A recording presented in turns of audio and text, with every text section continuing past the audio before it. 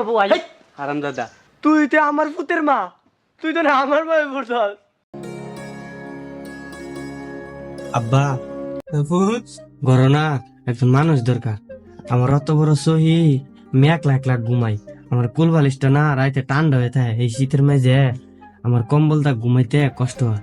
অত বড় কম্বল ঘুমাইতে পারি না। গরো না আব্বা, একজন মানুষ দরকার।